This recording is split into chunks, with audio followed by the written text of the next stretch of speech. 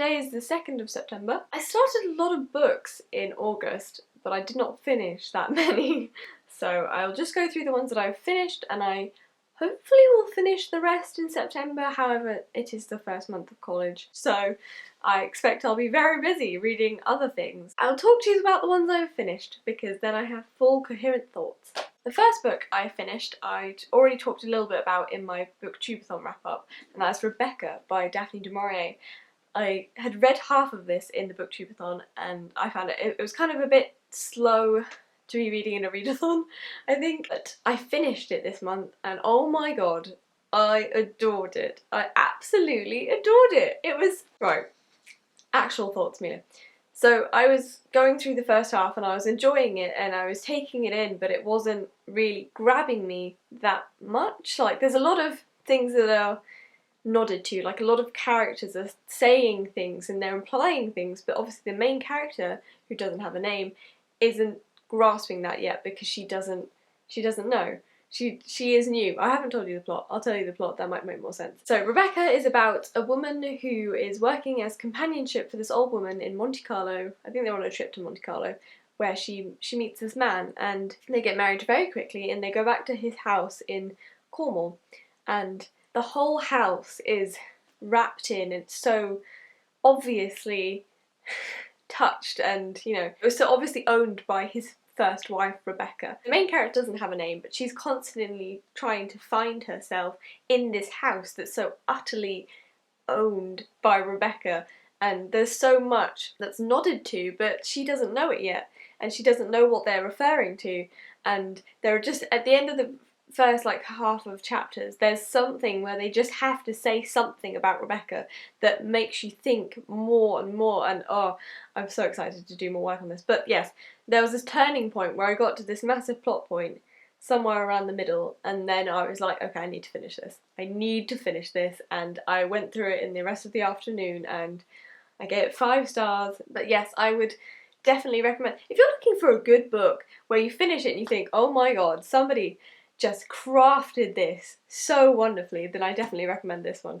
So yes, I was very pleased to finish this one, and I'll be doing so much work on it and expect to see lots of tabby things ending up on the outside of this, because I can't wait to just get into it. It was so good. It was so good. I loved it. The next one is a little bit of it's a kind of a jump from Rebecca. I then read Heir of Fire by Sarah J Maas. I had this book for 2 years on my shelf and I kept saying I'm going to read it, I'm going to read it, I'm going to read it, I'm going to do it.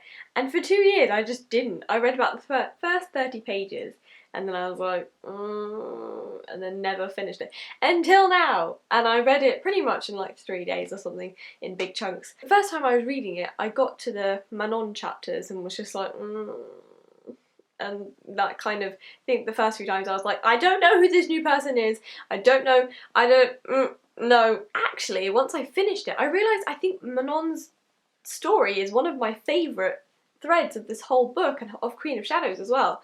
It's just, oh, I love the fact that Manon she grows and she's so interesting. I'll get to more when I get to Queen of Shadows, and I will do a Queen of Shadows discussion because I feel like there's a lot of things I want to say.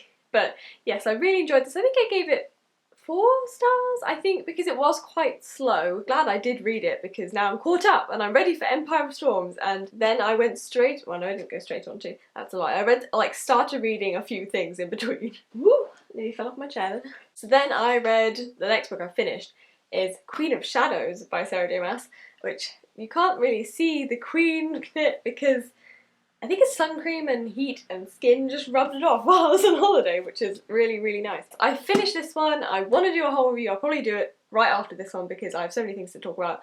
But this is definitely my favourite of the Throne of Glass books, but I still like A Court of Mist and Fury more. That is my favourite Sarah J Maas book. So I was texting my friend the whole way through, my friend Amy, because she was just like, oh my god, where are you? What's happening? And I would just tell her, and oh my god.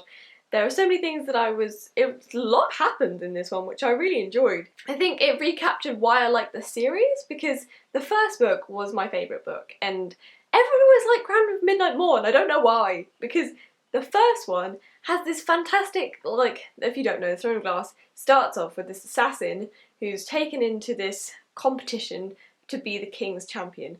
And so there's a big competition between all these assassins, and I love competitions, it's so cool. I love stuff like that. That's why Catching Fire is my favourite Hunger Games book, because it's champions against champions. Oh, it's so cool. But anyways, that's the first book, and a lot happens in that one. There's a lot of working things out. I think Crowd of Midnight was quite emotional and slower, and then I was confused by stuff that happened at the end, which is why I never really read Heir of Fire until 2 years later. Well, I really enjoyed Manon as well in this one, because Manon, oh, I think she's actually one of my favourite narratives in the story. It's just, I'll get into it in my discussion. Stop saying stuff. Okay. And the last book I finished was Wolf by Wolf by Ryan Gordon, and I was looking forward to reading this for so long, and I wasn't disappointed actually. It wasn't quite what I thought it was going to be. The writing is quite different to how I imagined, like just because I made up in my head what the writing was going to be and it wasn't like that.